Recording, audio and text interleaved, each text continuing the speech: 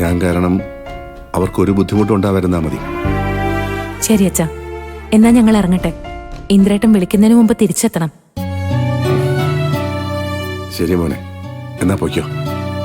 മോനെ, അപ്പനൊരു ഉമ്മ തരുമോ?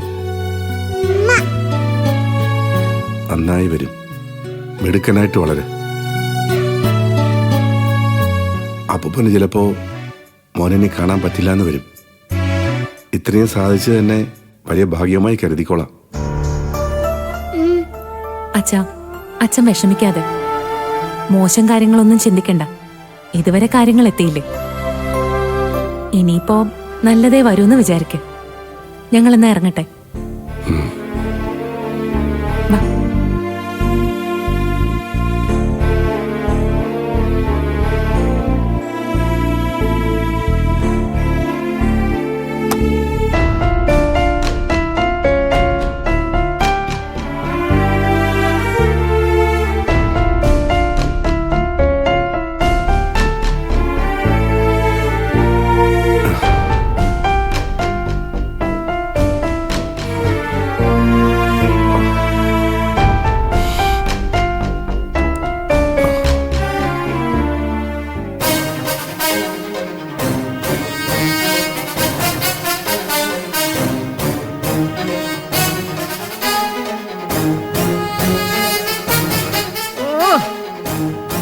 അവസാന നിമിഷം ആ ബാനത്തള്ള ആ പത്രവും പൊക്കി പിടിച്ചോണ്ട് വരുമെന്ന് ഞാൻ വിചാരിച്ചില്ല.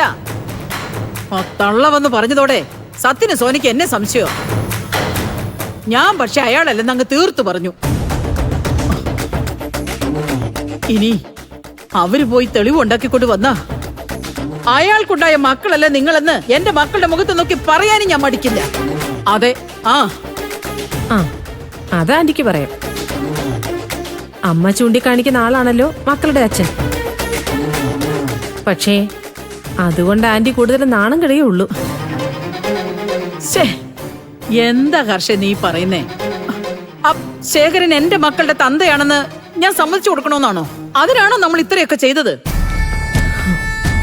ആന്റി, നമ്മൾ ചെയ്തതെല്ലാം അവസാന നിമിഷം പാളിപ്പോയെന്ന് ഞാൻ ആന്റിയെ വിളിച്ച് പറഞ്ഞല്ലോ. രാധൻമണി എപ്പോഴും ഒളിവില്. അയാളെ പോലീസ് അന്വേഷിച്ച് നടക്കുന്നുണ്ട്. സ്വന്തം മക്കളുടെ അച്ഛൻ ശേഖരനല്ലെന്ന് ആന്റി പറഞ്ഞാലും 12 വർഷം ആന്റിയുടെ കൂടെ ആന്റിയുടെ ഭർത്താവായിട്ട് ജീവിച്ചയാള് ഇപ്പൊ തിരിച്ചു വന്നീ ശേഖരനല്ലെന്ന് ആന്റിക്ക് സ്ഥാപിക്കാൻ പറ്റൂ? അതെങ്ങനെ പറ്റും ഹർഷേ? ഞങ്ങള് കല്യാണം കഴിച്ചതിന്റെയോ ഒരുമിച്ച് ജീവിച്ചതിന്റെയോ ഒക്കെ തെളിവുകള് അയാളുടെ കയ്യിലുണ്ടെങ്കിലോ? ഉണ്ടെങ്കിലോ എന്നല്ല, ഉണ്ടാവും. അതുകൊണ്ട് ശേഖരൻ ആന്റിയുടെ ഭർത്താവല്ലെന്നും മക്കളുടെ അച്ഛനല്ല എന്നൊന്നും ഇനി ആന്റി ആരോട് പറയാൻ നിൽക്കണ്ട. അയാളെ ഏത് നിമിഷം ആന്റിയുടെ മുമ്പിലെത്തും. ഹർഷേ, നീ എന്തൊക്കെയാ ഹർഷേ പറയുന്നേ? അല്ല, ആ മനുഷ്യനെ പോലീസ് സ്റ്റേഷനിൽ നിന്നും യഥാർത്ഥ അവകാശി കൂട്ടിക്കൊണ്ടു പോയെന്നല്ലേ നമ്മൾ പത്രത്തിൽ കണ്ടത്? പിന്നെ എന്തിനാ അയാൾ വീണ്ടും എന്റെ മുമ്പിലേക്ക് വരുന്നത്? കൊണ്ടുപോയതാരാണെന്ന് ഞാൻ അന്വേഷിച്ചു.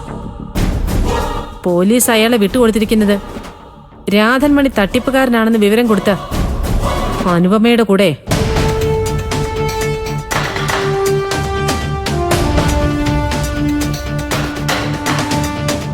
ഏതനുപമ? ആന്റിക്ക് എത്ര അനുപമാരെ അറിയാം? ആന്റിയുടെ ശത്രുവായ സ്വന്തം മരുമകൾ തന്നെയാ അമ്മായിയപ്പനെ ഏറ്റെടുത്തിരിക്കുന്നത്. അവള് ആ മോദേവി ഇങ്ങനെ ഒരു കെണിയൊരുക്കിയ കാര്യം നമ്മൾ അറിഞ്ഞില്ലല്ലോ ഹർഷേ. അല്ല, അയാളെ എവിടെയോ കൊണ്ട് പാർപ്പിച്ചിരിക്കുന്നറിയോ? അറിയില്ല. ഇന്ദ്രൻ ചിത്രത്തിലില്ലെങ്കിലും അവൻ അറിയാതെ അനുപമ ഇത്രയൊക്കെ ചെയ്യുമെന്ന് എനിക്ക് സംശയമുണ്ട്.